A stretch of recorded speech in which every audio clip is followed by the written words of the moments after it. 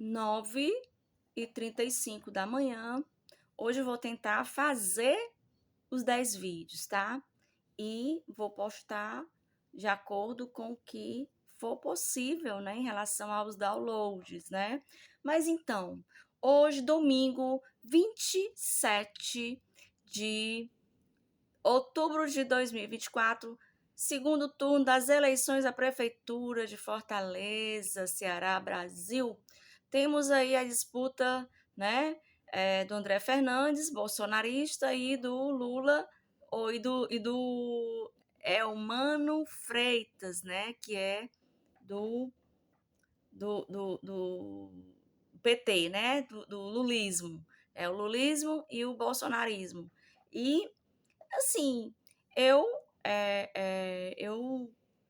não vou falar sobre isso, que é para poder não criar mais nenhum tipo de polêmica, porque eu respeito o livre-arbítrio das pessoas de escolher o que elas acham que é de acordo com a ideologia, enfim, né? E vou aqui focar na semana, né? Nessa semana, na 80ª semana de Bare Minimum Monday and Friday. Tô aqui com a minha agenda na mão, né? Eu não vou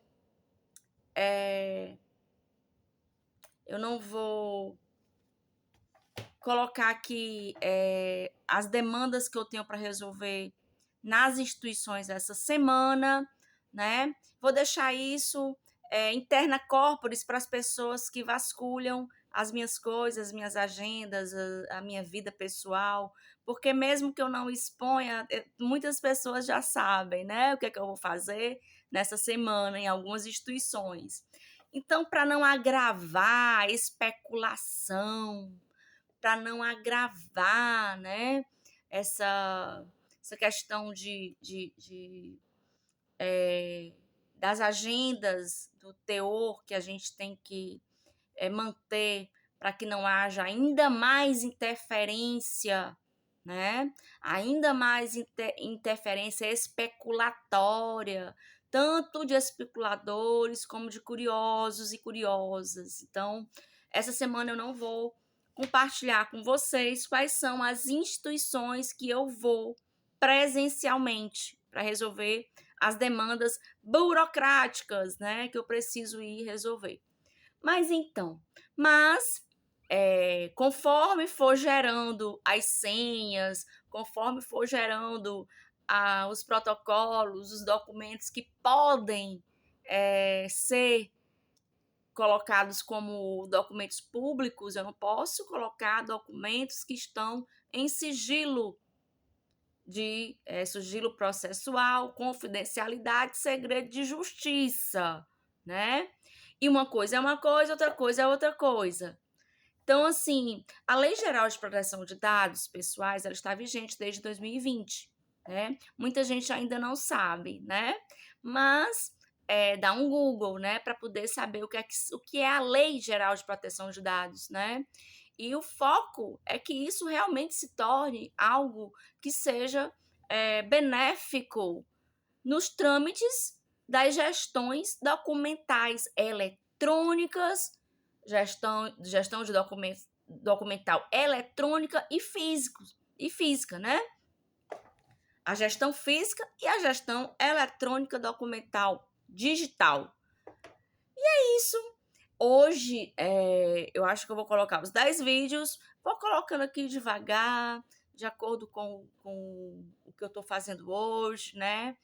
Porque eu terminei o vídeo anterior também, eu disse no vídeo anterior que nós temos demandas pessoais para fazer o pré-trabalho para ter tempo, a gestão de tempo para ter tempo, né?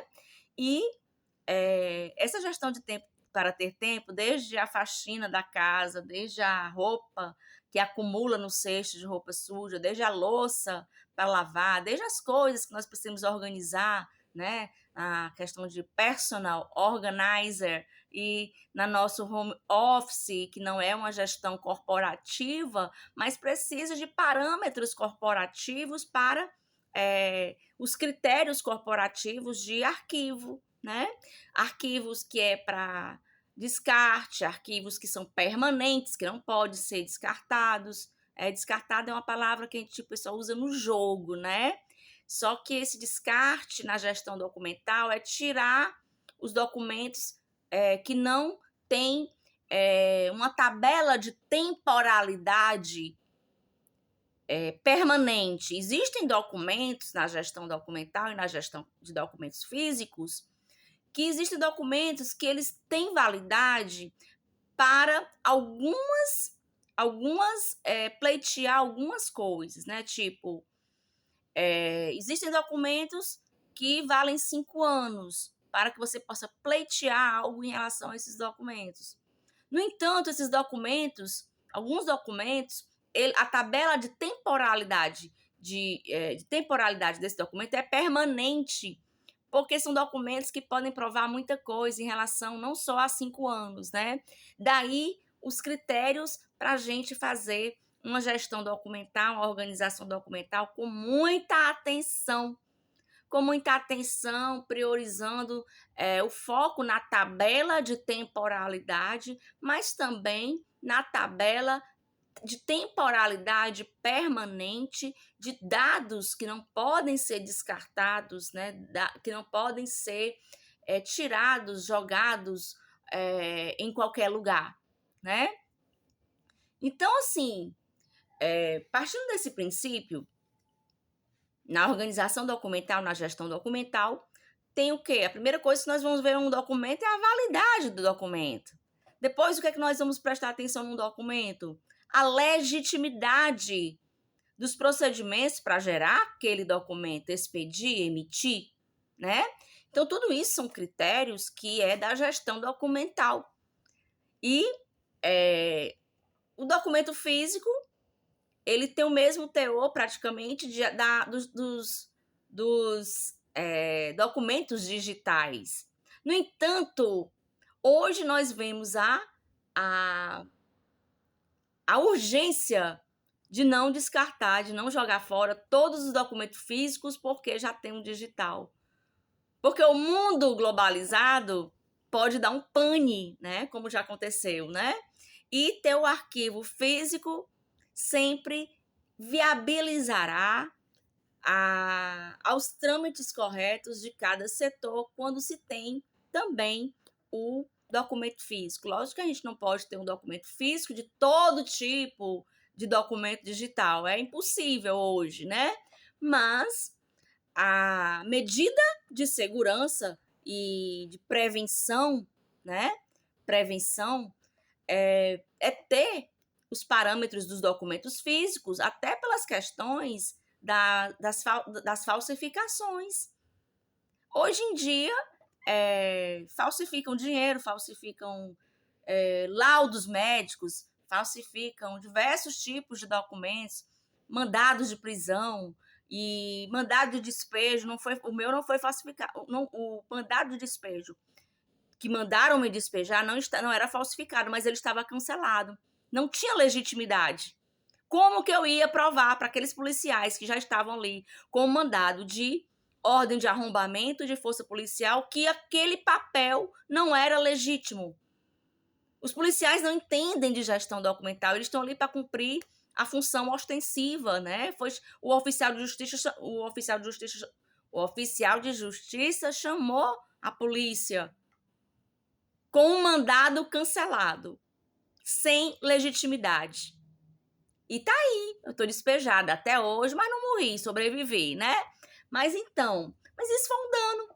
Isso é um dano que até hoje eu tenho consequências desses danos, eu vou provar isso, né? Mas então, é aquela coisa, né? Então, assim, eu preciso contextualizar tudo isso porque as pessoas pensam que a minha vida é um mar de rosas. As pessoas pensam que eu já recebi mais de 1 milhão dos precatórios que eu trabalhei, das questões do trabalho no escritório do meu ex-cônjuge, João Quevedo Feira Lopes, lá no Shopping Avenida, que eu organizava, das funções do escritório que eu fazia, mas eu fazia em casa, né? De organizar as pastas, consulta de processos, organizar posição de cada processo. Então, eu trabalhei de grátis. Então, em relação a isso, eu trabalhei de grátis, né? Participei de todas as reuniões dos precatórios, tanto da Justiça Federal como da Polícia Federal, todas as reuniões em Recife, Brasília, todas as reuniões lá na Rui Barbosa, naquele restaurante, tanto no Dallas como no Parque Recreio, né? Então, todas essas reuniões do escritório eu participei nesse trajeto do pagamento dos precatórios, tanto da Justiça Federal como da Polícia Federal, eu trabalhei. Mas eu trabalhei de grátis, né? Assim como em tantas coisas, né? E as demandas que eu tenho para resolver e para receber dos processos, que é mais de 1 milhão, né? Que é mais de 1 milhão, eu não recebi nada ainda. Eu não recebi nada do pagamento dos precatórios, eu não recebi nada. E eu estou sendo perseguida, porque muita gente pensa que eu já recebi alguma coisa. Eu sou assistida pela Defensoria Pública, porque eu continuo lisa, pobre, lascada. Tudo que eu tinha foi me tirado, inclusive o direito de visita dos meus filhos, inclusive o direito de convivência com meus filhos por meio da alienação parental. O carro que eu tinha, que eu chegava lá no fórum, foi entregue para o meu ex-cônjuge. Eu fui despejada de um apartamento próprio por falta de aluguel de um apartamento que nunca foi alugado. Acharam poucos danos que me causaram. Acharam pouco, estão achando pouco os danos que me causaram. Aí vem dispositivos eletrônicos rastreados, clonados, inutilizados, bloqueados. Coisas de casa, pertences pessoais que ficaram, cada imóvel que eu sou dona 50%, tem coisas minhas nesses imóveis. Basta ir lá para ver e constatar. Coisas pessoais, coisas de trabalho, coisas de artesanato, coisas de pintura, roupas de cama, roupas pessoais, biquíni, de acordo com no sítio tem coisas que é do sítio, coisa da casa de praia, lá em frente ao Itacaranha, na Praia do Japão, ali no Aquiraz, né, perto do Porto das Dunas. É biquíni, bolsas, material de pintura, de fazer velas, de artesanatos, de tudo. Então, assim, de material de restauração de várias coisas. Então, assim, não acredita em mim? Vai lá e vê. Minhas coisas estão tudo lá. Eu tenho pertences pessoais em cada imóvel. Não está acreditando em mim? Vai lá para ver.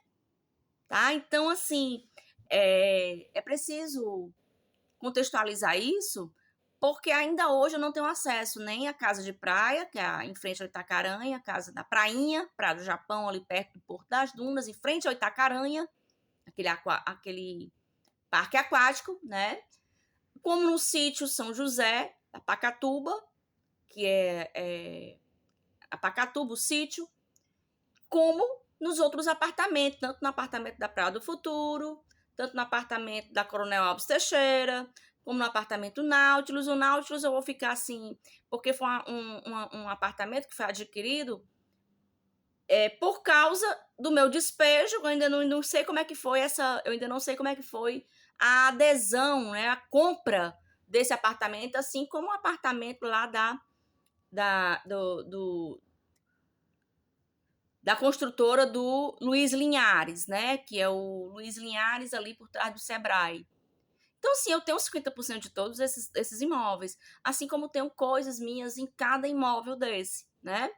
É importante contextualizar isso, porque como estão questionando a minha sanidade mental, eu quero dizer que a minha memória é muito boa. A de vocês é que estão precisando de um start, né? Enfim. Mas é isso.